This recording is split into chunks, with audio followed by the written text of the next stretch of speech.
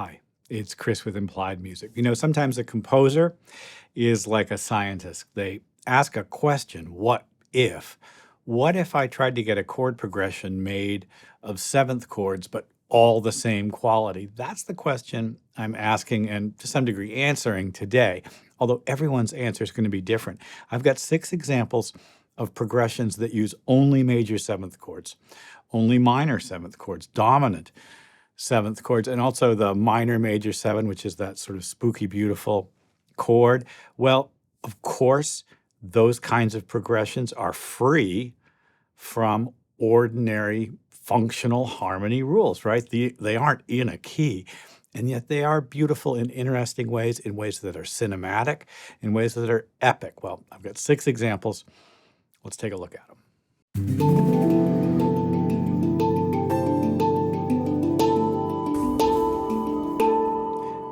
Well, I think I should start with a little review so that we understand why choosing one quality of seventh chord is a little radical and is outside of the ordinary functional harmony or diatonic system.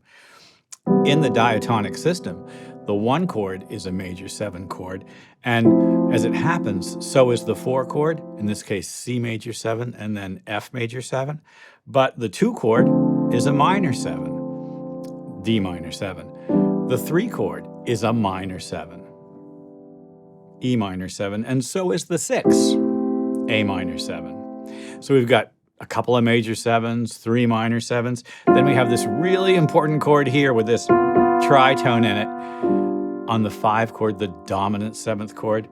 And then just to round out everything, on the 7th step of the scale, the minor 7, flat 5. Well, those chords are diatonic to the key of C, or, every key will have its own set of diatonic chords. It's a mix of chords, and our ordinary types of chord progressions rely on the sound of dominant major 7, minor 7, going home to 1 chords. And that sounds nice and smooth and conventional for us. We're going to violate that guideline. Let's take a look now. So my first example is all major 7th chords. And I've chosen major 7th chords separated by a major 3rd. So C major 7, A flat major 7, that's down a major 3rd. Let's go down another major 3rd to E major 7. Now, I would never play them in root position like that. I want to carefully voice lead. So C major 7 in an inversion, I only have to move a couple of notes to get to A flat major 7, and that's a smoothly voice-led progression, and then E major 7 in root position. Well, the melody is going to have to accommodate the scale change for every chord, but if we use a pattern, it'll feel valid. Here's what I've got.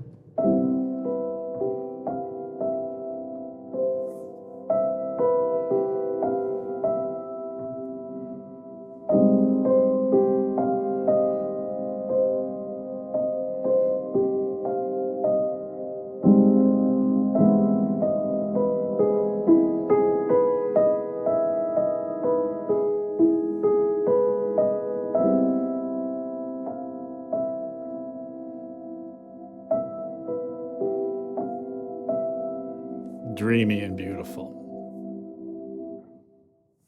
The use of the symmetrical roots in the chord progression is intentional, and it's designed to create that sense of floaty, dreamy kind of energy. If I had chosen, say, C major 7 and F major 7, and then maybe B flat major 7, the ear would be drawn towards the conventional relationships between those chords, fourths, and they could, each of them share a key. And so we would feel very, very different. C major 7, F major 7, B flat major 7. So they're really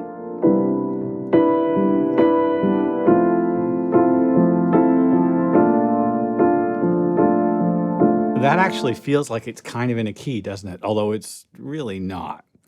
Let's go on to our next example, which is all minor seventh chord, sort of a dreamy, soft sound. C minor 7, A minor 7, F minor 7. So soft and beautiful. And I put the melody in the bass.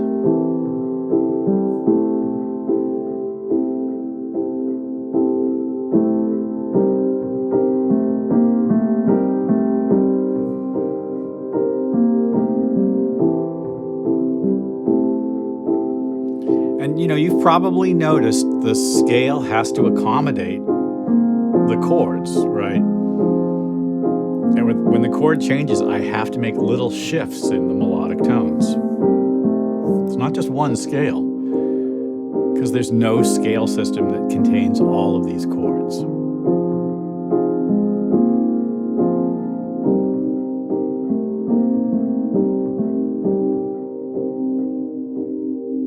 And I would say that to my ear, despite the seeming random quality of that, because it doesn't have the propulsion and the energy and the definition that you get from dominant chord, tonic dominant relationships, it still feels consistent and like an idea. And it's partially because we've made the choice to use one kind of chord. There's a consistency there. Well, our next example is all dominant chords. And this is a classic sound. Well, before we go on, I just want to ask if this is the second or third video of mine, you've seen, and you're getting something out of the channel, and I hope you are, and you're not subscribed, hit that subscribe button now. We're building a community of songwriters, composers, arrangers who are interested in using music theory, not academic music theory, but like the nuts and bolts of how we make music, to further their own ends, to examine their own musical tendencies, and to try to build a vocabulary, a kind of a framework for going forward. Sometimes you just need to try something, right? And you want to make a choice about what you're going to try based on an idea that you have about your own music, not about somebody else's. That's what we're trying to do here. I hope it's successful. I hope this is music theory for everybody. Let's go on. The E dominant chord that begins is built over its third and seventh. It's an inverted E7.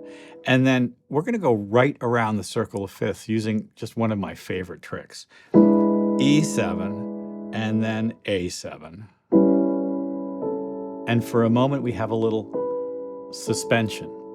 This B on top is going to be dissonant when I go to A7, but it's a prepared dissonance, and it resolves to the A. And it gives us a kind of a propulsion. So this is E7. And then a simple little polyrhythmic pattern right around the circle. E goes to A7. A7 is the 5 of D, D7. And again, we're going to use that same suspension. D is the 5 of G. G is the 5 of C7. You see where we're going. Right around the circle of fifths. We've made it to F7, which is the 5 of B flat, which is the 5 of E flat.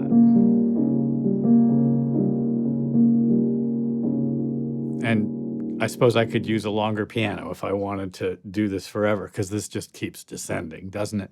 And it has an old-fashioned sort of flavor and an appealing flavor, which really literally is using the tonic-dominant relationship tendency, but continues to push forward and past it by making every target note a new dominant chord. It never ends. It never ends. Let's go on. Next example, more minor seventh chords. This time, a little arpeggio on the minor 7 chord opened up. This is beautiful example. And then this thing, which is just kind of a lovely sort of revoicing. So I've gone from essentially E minor 7 to C minor 7, my computer is not analyzing these very beautifully, but I know what I've got here. E minor 7, C minor 7 over the 3rd and 7th. And again, the relationship between the roots is thirds. And I'm going to take my right hand and sort of tuck it in on the top. These two notes will just kind of sit into those two chords. Well, let's listen to it.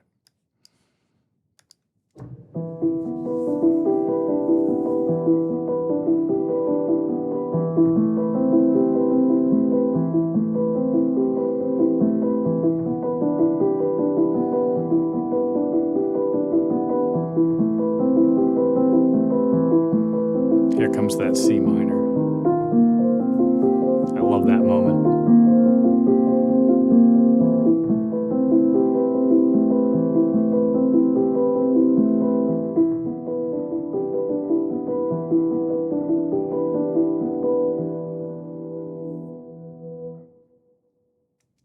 Let's go on. Well, one of the spiciest chords in the sort of pantheon, so to speak, is the minor major 7 chord, a minor triad whose 7th is major. And if we add a 9th, we get the James Bond chord. I think of it as a film noir sound, and it really is the tonic 1 chord in a minor scale, the major 7, and yet it has a kind of a tension that's undeniable, right? I think it really comes from this augmented sort of triad that's sort of built into it. There's the 3rd, the 5th, and the major 7. That sound is a little unsettling in a good way. So my roots will be separated by minor thirds, and each of those roots will have a minor major 7 chord built on it. And if they're well voiced, there they are right there, it's quite a sound.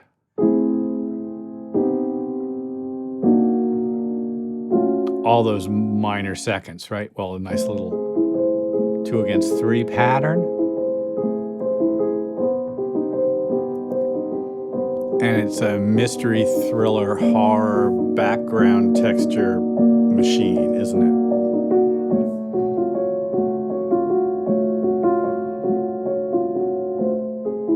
These open voicings create a lot of air and space.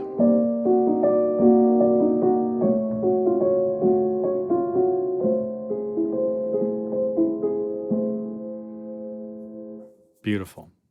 I have one more. Let's go on.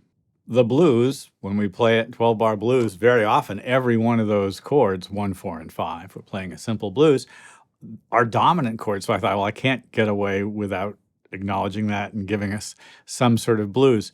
So we've got an F blues, F7, B flat 7, and C7. And what I've given us is a little version of those chords with a neighbor dominant chord embellishment. And it has just this kind of like a little sort of bouncy swing. That's 7th. Again, well voiced, so things don't move around very much.